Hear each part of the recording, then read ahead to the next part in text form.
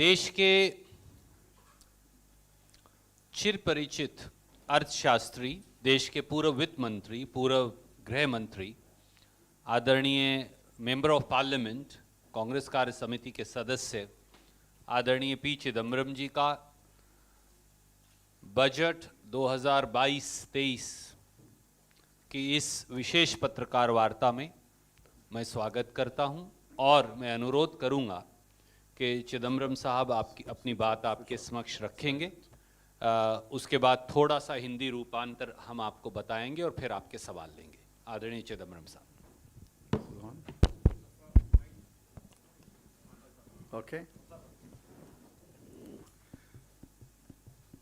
Good afternoon to all of you.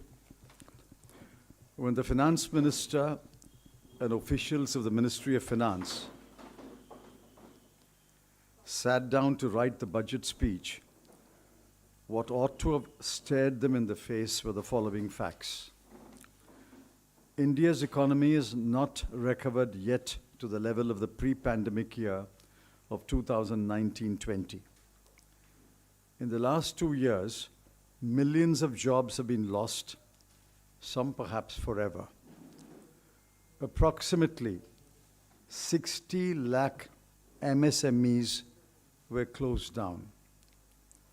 In the 2 pandemic years, 84% of households have suffered a loss of income. Per capita income has declined from rupees 1,08,645 in 2019-20 to rupees 1,07,801 in 2021-22, or maybe even less. Per capita expenditure has declined from rupees 62,056 in 2019-20 to rupees 59,043 in 2021-22. An estimated 4.6 crore people have been pushed into extreme poverty. Huge learning loss among school children, especially children who live in rural India and are enrolled in government schools.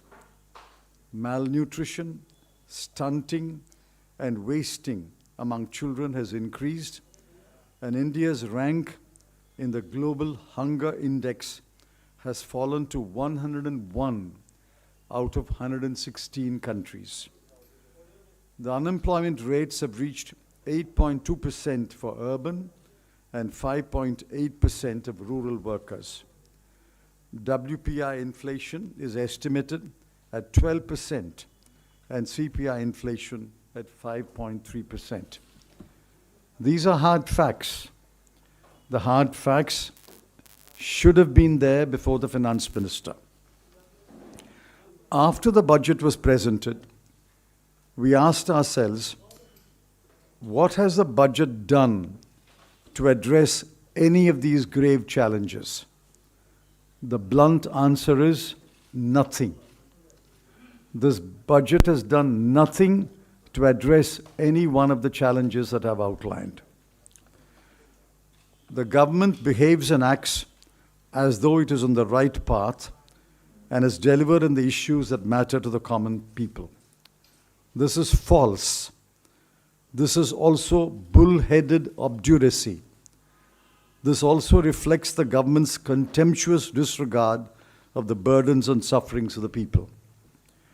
I was astonished, shocked, that the finance minister was outlining a plan for the next 25 years, which he called the Amrit Kal.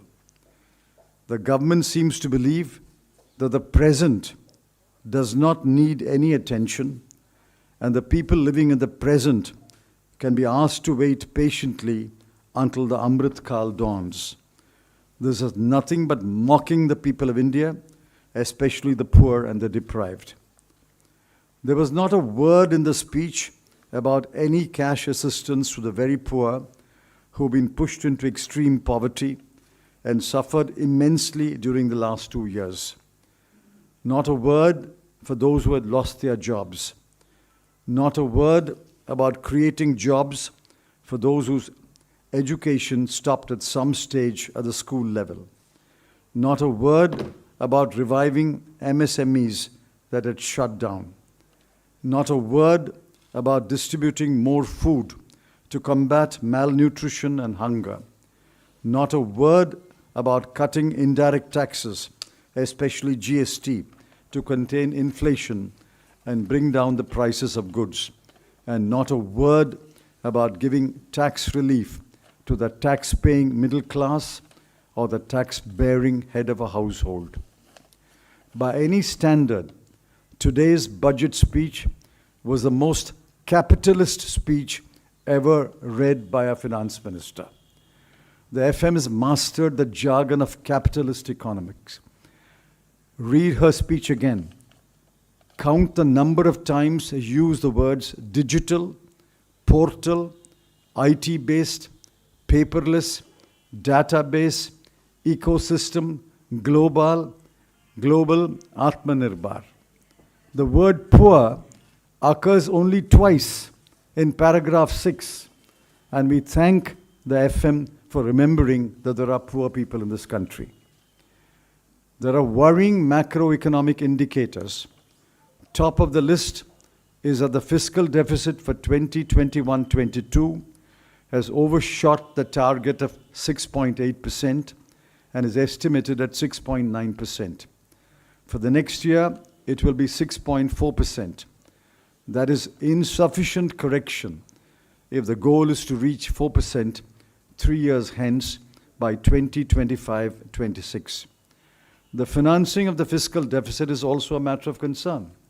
70% of the FD in 2022-23 will be financed by market borrowing as against 55% in the current year, crowding out private sector borrowing. The worry from the welfare angle is greater. Every key subsidy has been slashed. I repeat it, every key subsidy has been slashed. I'm reading the figures for the current year, 21-22, and the next year, 22-23. Petroleum from 6,517 crore to 5,813 crore. Fertilizer from 1,40,000 crore to 1,05,000 crore. Food, 2,86,219 crore rupees to 2,06,481 crore rupees. The outlay for agriculture and allied activities from 4.3% of GDP to 3.84% of GDP. Crop insurance from 15,989 crore to 15,500 crore. Maganrega from 98,000 crore to 73,000 crore. The total subsidy bill has been cut by a humongous 27%. This is the most unkindest cut in this budget. The finance minister may have forgotten the poor, but the poor have long memories. The next worry is about raising more resources. The FM is betting on heavy market borrowing, an increase in corporate tax by 85,000 crore, personal income tax by another 85,000 crore, and GST by 1,05,000 crore. There is not a word about raising more resources from the rich, especially the very, very rich 142 persons whose wealth in the last 2 years has increased from 23 lakh crore to 53 lakh crore. You will ask me, no doubt, if there is not any aspect of the budget that I welcome. There is a short list of 3. 1, the FM has promised capital expenditure of 7,50,000 crore in 22-23 as against a revised estimate of 6,02,711 crore in 21-22, and I welcome it. 2, the FM has promised an additional borrowing of 1 lakh crore rupees to the states free of interest. I welcome that. The budget speech was mercifully shot at 1 hour and 30 minutes, and I welcome that most heartily. Parliament may vote this budget because the ruling party is a brute majority in the Lok Sabha, but the people will reject this capitalist budget. Thank you sir. Very briefly आपने पूरा बयान जो आदरणीय चिदम्बरम साहब ने कहा वो पढ़ा, और एक विशेष बात उन्होंने कही, ये बजट पूंजीवादी है, ये पूंजीवादी बजट है. और चिदम्बरम साहब ने विशेष तौर से ये बताया कि 7 या 8 महत्वपूर्ण पहलू वो वित्त मंत्री मोदी सरकार दोनों के सामने थे, पर उन पर कोई ध्यान नहीं दिया गया. भारत की अर्थव्यवस्था 2019-20 के स्तर पर आज भी सरकार के मुताबिक है. तो 2 साल खत्म हो गए तरक्की के. उन्होंने ये भी बताया कि करोड़ों नौकरियां चली गई, 60 लाख छोटे उद्योग खत्म हो गए, 84% घरों की आय टूट गई, प्रति व्यक्ति आय 1,08,000 से कम होकर 1,07,000 हो गई, प्रति व्यक्ति खर्च 62,000 से कम होकर 59,000 रह गया. 4 करोड़ 60 लाख लोग गरीबी रेखा से नीचे धकेल दिए गए. पढ़ने वाले बच्चों का, खासतौर से गरीब और ग्रामीण अंचल में, उनका भविष्य अंधकार में चला गया. जिस प्रकार से मैल न्यूट्रिशन में देश 116 मुल्कों की सूची में 101 नंबर पर पहुंच गया, बेरोजगारी शहरों में 8% पार कर गई और गांव में 6%, और जो मुद्रास्फीति है, महंगाई जो है, वो 12% को पार कर गई, और कंज्यूमर प्राइस इन्फ्लेशन भी 6% को पार कर गई. इसलिए इस बजट का सार अगर देखें तो इस बजट का सार है कुछ नहीं, नथिंग. ये इस बजट का सार है. और विशेष तौर से ये बजट और वित्त मंत्री जी ने जिस प्रकार से ये पेश किया, ये वित्त मंत्री और सरकार के जिद्दीपन, उनकी कठोरता और उनकी निर्दयता का सूचक है, उसे दर्शाता है. देश के गरीब के प्रति, देश के नौकरी पेशा व्यक्ति के प्रति, देश के मध्यम वर्ग के प्रति, देश के किसान के प्रति, देश के अनुसूचित जाति और जनजातियों के लोगों के प्रति, और ग्रामीण अंचल में रहने वाले, शहरों में रहने वाले साधारण मजदूर के प्रति. यह एक क्रूर मजाक इस देश के लोगों के साथ है. गरीब की मदद के लिए एक शब्द बजट में नहीं है, रोजगार सृजन के लिए बजट में एक शब्द नहीं है, महंगाई पर नियंत्रण के लिए बजट में एक शब्द नहीं है, गरीब तक पैसा पहुंचाने के लिए बजट में एक शब्द नहीं है, बजट में किसी वर्ग को टैक्स रिलीफ देने के लिए एक शब्द नहीं है. लोक कल्याण को जैसे रद्दी की टोकरी में फेंक दिया गया हो. मैं खास तौर से चिदम्बरम साहब ने आपका ध्यान आकर्षित किया कि हर प्रकार की राहत और मदद यानी सब्सिडी में कटौती की गई. पेट्रोलियम प्रोडक्ट्स की, जो आज सबसे ज्यादा महंगाई का कारण है, पिछले साल के बनिस्बत 704 करोड़ रुपया कटौती हुई. किसान की खाद में के सब्सिडी में 35,000 करोड़ की कटौती हुई. गरीब को मिलने वाले राशन की दुकान पर भोजन में 80,000 करोड़ की कटौती हुई. किसान की क्रॉप इंश्योरेंस स्कीम में 500 करोड़ की कटौती हुई. यहां तक कि मजदूर की नरेगा स्कीम के अंदर भी 25,000 करोड़ रुपया काट लिया गया.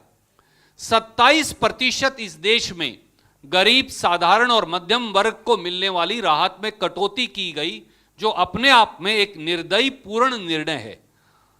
शायद पूंजीवादी और पूंजीपति जो इस सरकार के मित्र हैं वो तो माफ कर दें, पर इस देश का गरीब और मध्यम वर्ग भारतीय जनता पार्टी की इस मोदी सरकार को कभी माफ नहीं करेगा।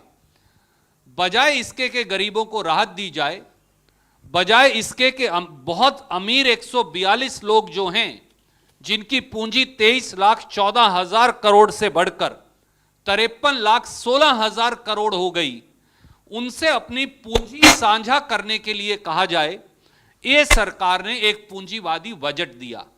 कोई प्रश्न अब आप पूछना चाहें तो उसका स्वागत है। We'll go one by one. Can we start with PTI, ma'am, and I'll come to you. Mr. Sanjeev Chopra.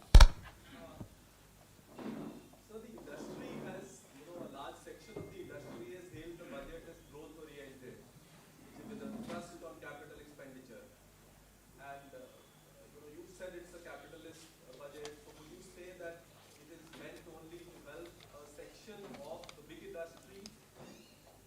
Yes. This is the most capitalist budget speech I've read. Now, corporate tax alone, Finance Minister expects an increase of 85,000 crore. Let's take average capital tax as 25%. If the government is getting an 85,000 crore extra, which means the corporates are going to get 2,55,000 crore profit extra.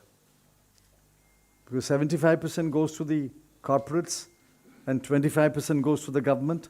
If government expects an increase of 85,000 crore, then the corporates will get another 2,50,000 crore more profits.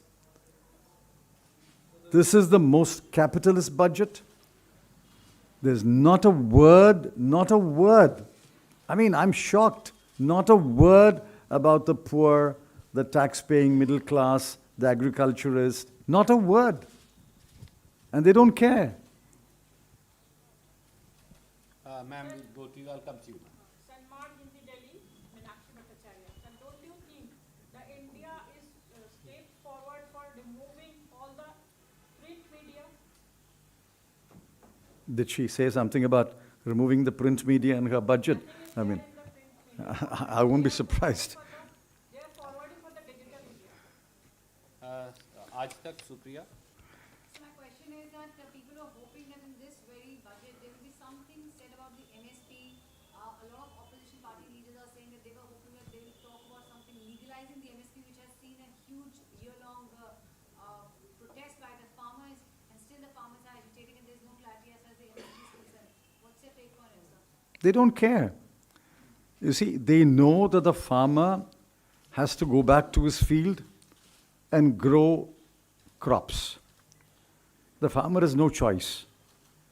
That's why they have the audacity to cut fertilizer subsidy from 1,40,000 crore to 1,05,000 crore, and to cut the outlay for agriculture and allied activities from 5.1% in 2020-21 to 4.3% in 21-22 and to 3.84% in 22-23 as a percentage of GDP. They don't care. Siddharth from ANI. So, virtual income rate 30% tax per target, 30% tax on virtual, indirectly cryptocurrency. So, how do you see what's your take on it? That's obviously at the behest of the very rich people in this country. A crypto digital asset is crypto. They've invented the word digital asset. What is a digital asset? It's only cryptocurrency. Now, by a sleight of hand, instead of RBI announcing it, the finance ministers virtually announced that cryptocurrency is legal from today. RBI has not announced it yet, and cryptocurrency will be issued by the RBI. And digital asset, transfer of digital asset will be taxed at a particular rate, is what she said. Now, all this is clearly not of any benefit to, say, 99.9% of the people of India. This budget, which talks about digital asset, does it make any sense to 99.9% people of India?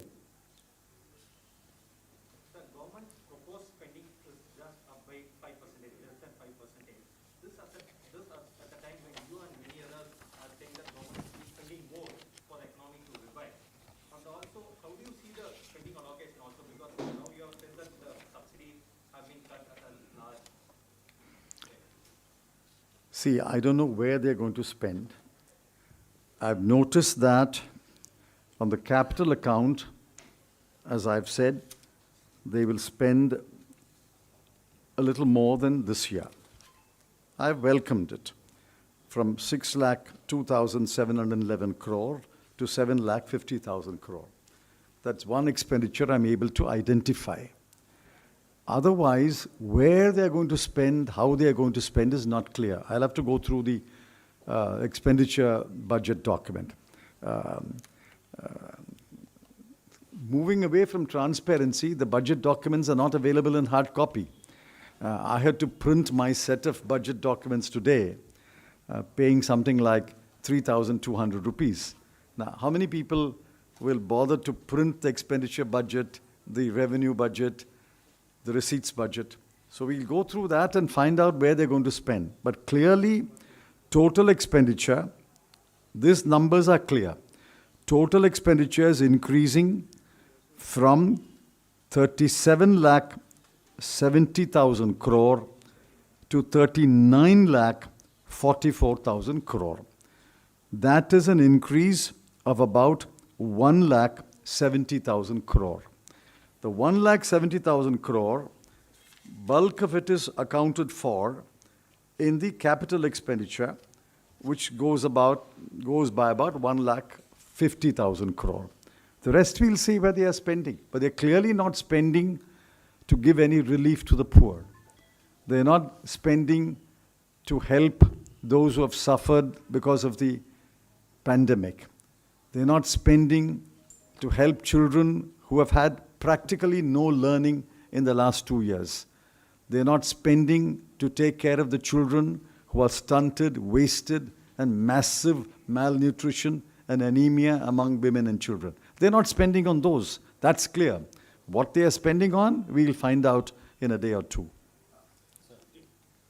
अगर मनमोहन सिंह कार्यकाल की बात करें तो उस समय अर्थव्यवस्था 3 गुना ज्यादा थी, ग्रोथ रेट भी 8% से ऊपर था। वर्तमान सरकार की बात करें, विकास दर काफी कम हो गया है।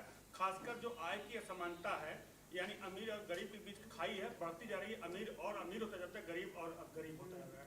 Disparity of income, he's saying that there's considerable compared to. You've read the report put out by Dr. Piketty and others. We are becoming one of the most unequal societies in the world. Inequality is increased in India far more rapidly than in any other country. This is a very unequal country. The poor have become poorer. Part of the reason is the pandemic, but part of the reason is incompetent economic management. And the rich have become richer. 142 persons, just 142. In fact, if you guys get together and do an investigative report, you can print the 142 names. 142 persons have increased their wealth in the last 2 years from 23 lakh crore to 53 lakh crore. 30 lakh crore is the size of the wealth increased by 142 people, whereas the total receipts of the government of India is only 40 lakh crore. The total receipts of the government of India is 40 lakh crore. And these 142 people have increased their wealth by 30 lakh crore. Very soon, the increase in their wealth will be greater than the receipts of the government of India. Can you list out 2-3 sectors which require immediate intervention or assistance of the government, but have been completely overlooked in this budget? Immediately, they should have addressed the problems of agriculture. Input prices are going up. Transport cost is going up because of fuel costs. And therefore, they should have addressed why are farmers producing more and more, yet many of them are extremely poor. They are as poor as they were 20 years ago, 30 years ago. Our agricultural production has increased several fold, but the farmer remains poor. Therefore, they should have addressed the question of agriculture, brought down the cost of cultivation, so that the farmer is left with more surpluses. Today, the farmers practically left with no surplus. The farmers left only with debt, number one. Number two, they should have addressed the question of children. Children are our wealth. Children have learnt nothing in the last 2 years, except a small number of urban children who have access to devices. Bulk of the children have had no learning at all in 2 years, no teaching at all in 2 years, and many of them are stunted and wasted because growing hunger, growing malnutrition. They should have addressed the problems of our children.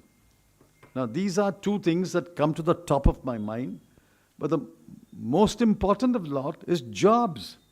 Now, the finance minister says some Gati Shakti is going to create 60 lakh jobs in 5 years.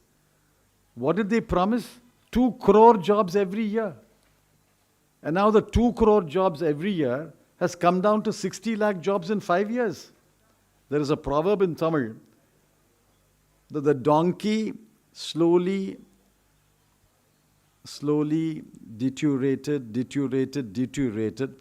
and became an insect.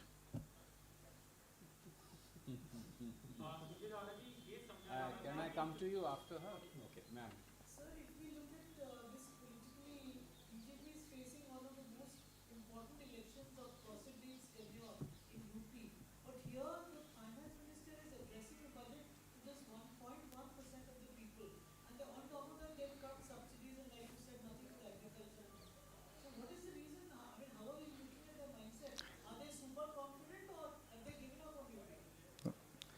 I believe that they are not going into an election based on the record of performance. They are not going into election on the basis of the assurances and reassurances to the people. They are simply going to the election on the basis they can divide Indian society into Hindus and non-Hindus and capture the bulk of the Hindu vote. It's simply a cold, clever calculation that religion and Hindutva will propel us back to power. The people, the farmers, families with children, families who have debt, families who have lost jobs, families who have lost incomes, they must wake up and say, hey, what's going on here? What's going on here? My children are hungry. I don't have any surplus at all.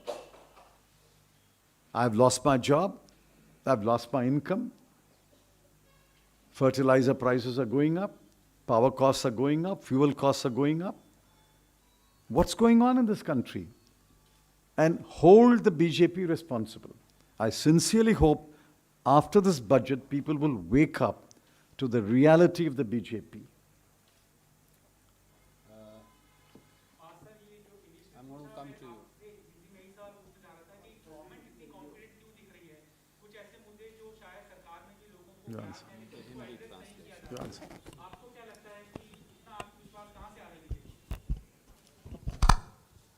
आदरणीय साथी, जैसा चिदम्बरम साहब ने कहा, ये सरकार केवल कुछ पूंजीपतियों की चाकरी कर देश के मध्यम वर्ग, नौकरी पेशा, गरीब, किसान, मजदूर, उनकी घोर अनदेखी और उनसे क्रूरता कर रही है, क्योंकि उन्हें लगता है कि समाज में नफरत और बंटवारा ही उनकी चुनावी कामयाबी का एकमात्र सूत्र है।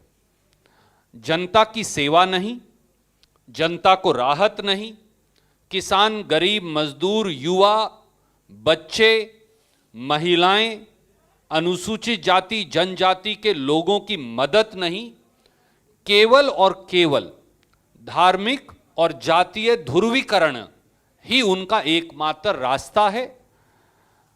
हमें यह विश्वास है कि इस देश के हर जाति, हर धर्म, हर क्षेत्र के लोग आगे बढ़कर मणिपुर से, गोवा से, पंजाब, उत्तर प्रदेश, उत्तराखंड, वो मौजूदा सरकारों से सवाल पूछेंगे कि उनकी आय, उनकी जिंदगियां, उनके रोजगार, उनका कल्याण इस सरकार ने क्रूरता से क्यों छीन लिया और केवल बंटवारा और नफरत ही क्यों सत्ता में बैठे हुक्मरानों का एकमात्र रास्ता बन गया।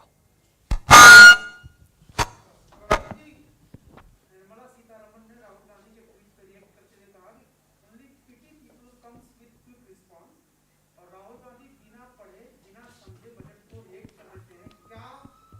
क्या उनके शासित राज्यों में छत्तीसगढ़ में नौकरियां हैं? क्या किसान आत्महत्या नहीं कर रहे हैं महाराष्ट्र में?